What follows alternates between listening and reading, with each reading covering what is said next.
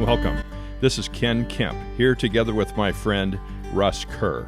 Russ is a professional photographer, a volunteer naturalist, and the creator of the Majesty of Birds.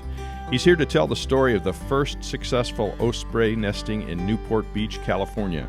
Russ built the nest, then waited patiently for 13 years for the first osprey pair to make the tower nest their home. And now, the Majesty of Birds presents Russ Kerr. This is a photo of the osprey, and birds of prey have always been my favorite bird to photograph. And the osprey's a light-colored bird from underneath. It has a dark stripe going through its eye that you can see. And then on the leading edge of the wing, where the wrists are, there's dark carpal patches. And all they do is catch fish. And this shows a picture of one flying back to a nest with probably a striped mullet that it caught. And you notice that it instinctively puts the head in front and tail in back to cut down the drag so that it's much easier to fly with the wind resistance. So this is a story about the first successful nesting of osprey in Orange County and probably Southern California. So when I moved to the Back Bay in 1990, I just was amazed. There's tens of thousands of birds that migrate there during the winter to get away from the cold up north where they can't find food. And ospreys would always come, but they'd always leave in the summer or in the spring. And so what I wanted to do was build a platform and see if they could convince a couple to stay over for the spring and the summer and start raising kids. So this next picture is a picture of the platform up on a pole overlooking the Back Bay. And so I built this platform that I designed myself, made it out of solid redwood, bolted everything with bolts, no nails, and then lag screws into the... Russ, that's you. Excuse me for interrupting. And you designed and built that. And then did you put the branches in there? Is that to kind of attract the osprey? Yeah, I thought maybe they needed a hint on what to do with the platform. So I gave them a starter kit and tied some branches down with wire. And then the volunteers from Pac Bell Telephone Company came out and volunteered to install it on a pole. So they brought the pole and I bolted it on. And the interesting thing is that at the bottom you see day minus 4,775. What that refers to is that's how many days it took before an osprey pair decided to stay over for the spring and raise their kids. That comes to about 13 years. Okay, but this is the male osprey that was the pair that had the first eggs. And the male has a clear white chest that you can see. And the next slide will show the female that kind of looks like she has a necklace because there's dark feathers across her neck. But a bird of prey is defined by keen eyesight, which these have. And some people say there's a part of the eye that's like 7 times binoculars, so They can really focus on the fish down below. Second thing is you need a hooked beak to tear your prey apart. And then you need awesome claws and strong feet to hold your prey down while you look at those pull claws it apart. Yeah, those are awesome. And besides the toenails, the toes are very rugged and jagged and really rough to not let the fish slip from it. And there's strength there too. Yes. And so this is Orange County. He's kind of leaning right, which would be on the conservative side. But here's the female. Looks like she's leaning more left on the liberal side. But so we'll have to see how their marriage comes out by the end of the slideshow. But you can see the dark feathers across her neck or her chest that kind of look like a necklace. And that's typical for the female. So the first thing they do is they start building on top of my starter kit, and they bring all kinds of sticks and green plastic and kind of like a pack rat to make it a pretty interesting nest. Then you want to make a nice pictures. Wow. Want to make a nice soft place for the eggs to lay. So you start bringing in grasses And here you can see the plastic bags and the piece of green plastic to kind of decorate the nest. And then they bring in more grasses, and then they bring in some kelp to really make it soft on the bottom. So they're all set up, and that's the female on the right. And she's talking to him. His eyes are closed. He's trying to rest from all this work, and I think she's hungry, so she's letting him know. But he's a very good husband, and he proved himself for a couple of years. So off he goes, and yes, dear, I'll be right back with a fish as soon as I can find one. But he's a religious guy, so he first wants to do a little prayer, pray for good wind, good eyesight, plenty of fish in the water, light winds so he can see through the water. And then you got to stretch all your muscles and get ready for flight. Make sure your favorite weapons are stretched out and ready to catch a fish. And then off he goes. And one interesting thing about the osprey is that most birds have 3 toes in front and 1 in back. But the osprey is really unique because they have to catch a slippery fish with scales. They have the ability to turn one of the front toes towards the back so that they have kind of a claw at every 90 degrees to make sure they can catch a fish. And the next slide shows them coming in for a landing, which is similar to grabbing a fish because you want to make sure you get a secure foothold. And here you can see you've got the toes turned around so that they're about 90 degrees apart. Wow. So just kind of an amazing design. Wow. And you want to have good hygiene and keep your beak sharp and your toes sharp. And then you have some maintenance to do on your feathers. They grab the shaft in the middle and run the beak all the way up, and it aligns all the feathers so that they're all the barb and barblets hooked together. Then you kind of shake it all about and get one last stretch.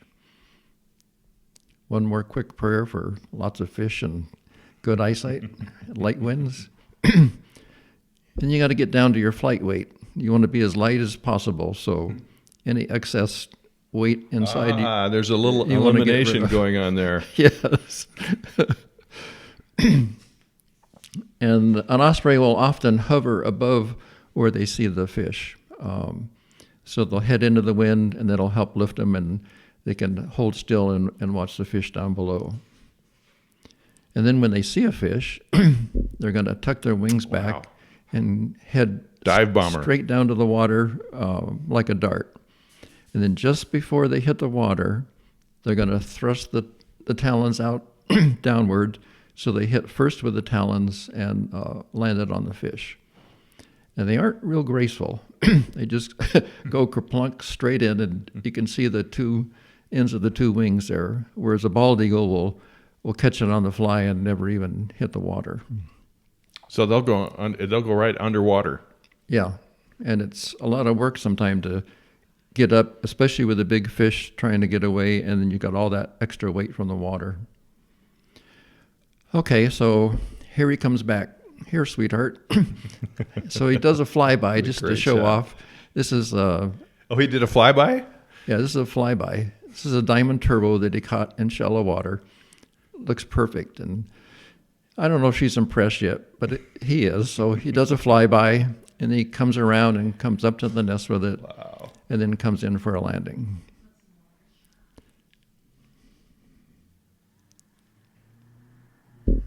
And she's on the left, and it kind of looks like she's patting him on the shoulder. Good job. You are so proud of you. Done. You are a great catcher.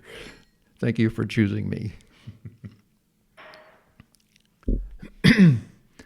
And then the thing about him supplying the fish is that he has to prove that he's an able hunter for at least 30 days and longer, because when she's sitting on the eggs for 30 or 35 days, he's the only one that feeds her.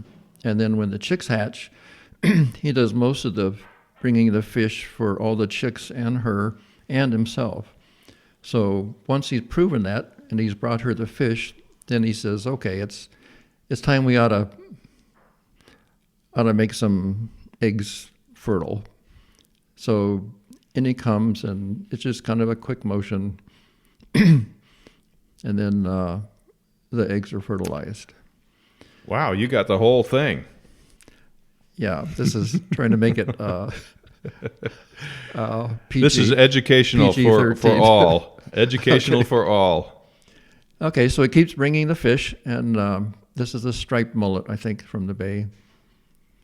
And then he has to feed himself, so typically he first lands on a perch, eats the head and the brain and all that really rich nutrient stuff, so he can keep going. And then when he's done, he takes the headless fish over to her to have her eat the rest of it. Oh, he's bringing the remainder to her. Yes. And these are just different fish that they caught in the Back Bay. This one's a top smelt. This one's a needle nose. It looks pretty obvious why they named it. And this is another diamond turbo that they're usually in shallow water, and he can just come down and grab them. And then they're still kicking, and it's very slippery, and it's kind of entertaining to watch them try to stay on the perch. And this one is a huge one. I think this is just a real large diamond turbo, but he's going to have quite a meal before he takes it up to her. This is a carp. We think it came from some water treatment ponds at a sanctuary 2 or 3 miles up the road. I watched him come back with this, and he was so out of breath carrying this big fish. He just looked like he was panting for about 5 minutes before he could do anything. This is a California corbina, just a large fish that is more food than he'd need during the day for he and the partner. And again, he's going to eat the head and then take the rest up to her. Okay, now day 21. That refers to how many days since the eggs hatched. So the negative 4,000 was we're 13 years out. And then once they nested, or once you knew that eggs were coming, you started counting forward. When the eggs hatched. When the eggs hatched. And the way they determined that was that she'd been on the nest for a little over a month, and they sent the fire department over, and they went up on a hook and ladder. Oh, they did? And saw 3 little white fuzzballs. So they were only a day or two old. And so they'd hatched. That's how they knew about when they were done. And 2 of them survived to be larger. So day 21, we saw 1 head. Later in the day, a second head popped up. And usually they don't hatch exactly the same day, and one is always a little larger than the other. That's day 21. This would be 16 days later. You can see how fast they grow. They're already starting to look like an osprey with the dark stripe through their eye, and they have a bright orange eye as opposed to the yellow with the adult. But mom is very tired raising 2 kids. She's trying to take a nap. This is in the morning, and they're hungry, and so they're saying, Mom, feed us. And of course, here comes hubby with the morning catch for breakfast. And then typically she will take it apart and feed little pieces to them all the way up to about a week before they fledge and leave the nest. And then they want to help with housekeeping too. And she probably rearranges it after they're done. They also have to keep a vigilant eye out for attacks, and this is a western gull that's dive bombing them, and they will eat the eggs or try to get the chicks if they're small enough. And usually the mom is screaming, and if the dad's anywhere around, he'll come over and help defend the nest also. So here's day 39. You can see how they almost got all their feathers in. There's a few slots open, but they're trying to build up the chest muscles for flying. And this is kind of a side view where you can see the holes in the feathers. They start unfurling at the tips and then unfurl and go all the way to the front of the wing. And again, she still takes the fish apart and feeds them, Dad comes in with the fish and lets go, and he knows his job's done and to get out of the way. Okay, this was about 8 in the morning. He had left an hour earlier to go get breakfast, and he's coming back an hour later without a fish. It also shows how they land, because the 2 chicks are laying down in the nest. They curl up the talons so that they won't hurt anybody when they land. So I'm going to give you a quiz. She's talking to him. So do you think she's lovingly saying, "Oh, honey, I'm so sorry you didn't catch a fish. I know you're a great hunter, and why don't you just come down here and have a little rest, and I'm sure you can catch one next time." She looks like she's barking some orders here. Well, we don't know. The next slide will tell you. So, or she could be saying, "Oh, what is wrong with you? You are such a bum. You can't catch a fish. Yeah, where's the fish? Get out of here." So I'm going to show you the next slide and see. So think about which answer you want to give. And I'm going to show you the next slide, and I think you'll figure it out. So does she look kind towards him, or do you think she's... He is cowering back. Yeah. I think he's taken the message. I think she's given it to him, and he's kind of got his head bowed in shame, and he says, "Yes, dear, I'll go try again." And so, being a great husband, off he goes to try again. And don't come back again empty-handed. So here he is coming back, and this time he didn't even eat the head. He just brings the whole fish to feed all 3 of them. So day 49, both of them, they head into the wind. They get to the back of the nesting platform and try to... They're just testing their wings there. Yeah, to jump up and down. And they actually will catch air and get even higher. So this is before they leave the nest. They're practicing in the wind. Yeah, they're going to leave the nest, well, probably 55, 60 days after they hatch. So they've got a ways to go, but they keep getting higher and higher, and then always a little unsteady. So they need another 10 days of practice probably. And this is another example of defending the nest. The male's on the left, females on the right, and another osprey, and it's actually a juvenile because you can see little white flecks on the backside of his wings. He wanted to join the party. And he's a visitor.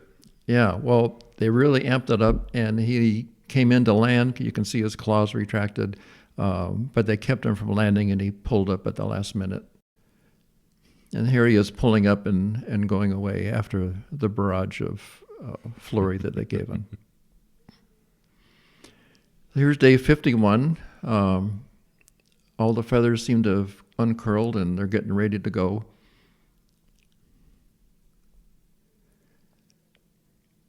And so they're at the back of the nest, and they kind of try to lift up into the wind and then hop across the nest to the front and keep practicing.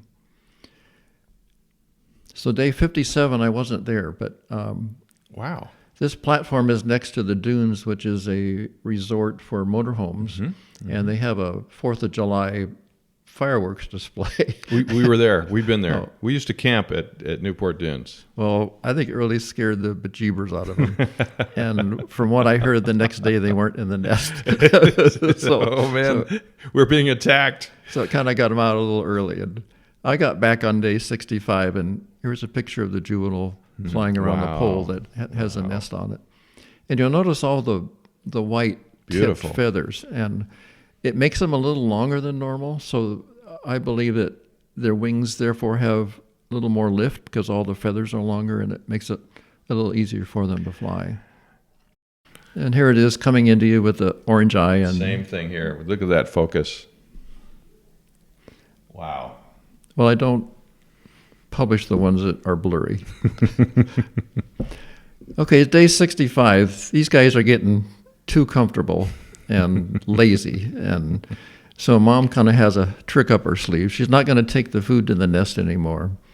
She lands a ways off in the sand and starts dragging the fish across. And it's like, if you want it, get off your butt and come over and get it. So here's one of the juveniles that came and said, okay, I'm hungry enough, I'll get up. So they don't naturally go on the hunt. Mom's got to teach how it works. Evidently. So here's a juvenile. They're just large birds. You can see the talons already, and they're full size when they leave the nest. So this one's in Orange County. He's kind of leaning right, conservative, but he's not real sure if he wants to lean left and go with mom or not. So he'll work that out later. But they're into hygiene and keeping their feathers and running the beak down the shaft to line up all the feathers. Mom teaches them to bathe and keep clean. And this is one of my favorites because the feathers are white tipped, you can see every single overlap of feather. If you were to be a designer and create this, you just could not do a better job. But it just shows off beautiful how perfectly everything is designed and laid out. And here it comes straight at you.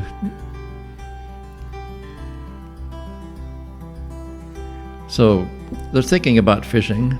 They're just standing on a board looking into the water. And then they're going to kind of help with housekeeping and bring some more material. But then they do practice catching fish. And I never saw the parents catch a fish by the nest, but somehow they have that instinct. But here's the juvenile, and you can see he's got the toes turned around so that they're kind of spread apart. Just a natural instinct. And here he is about to pounce on a make-believe fish, or maybe there was one, but he didn't catch it. And he does the dunking straight in, just like mom and dad. And then up he comes, but no fish. So day 67, and this is sunset, and this is the last juvenile osprey leaving the nest. Beautiful. And they're closed for the season. And there's one little P.S. About 3 miles down the road, there's a wildlife sanctuary that someone built another platform. And we didn't ban the first round of successful chicks because we didn't want to scare, since it was the first time in Southern California. So the second year when they did it, they did come in and banned the chicks. And the mother, which is in the middle on the left, is actually banded and was one of the second-year chicks that caught the eye of another male, and they stayed over, and so the saga goes on of more and more ospreys, which I'd love to see. If you enjoyed this educational presentation, Russ has more. Share your comments. Be sure to like the video. Share it with your friends. You may learn more and contact Russ Kerr at majestyofbirds.com. Thank you for watching.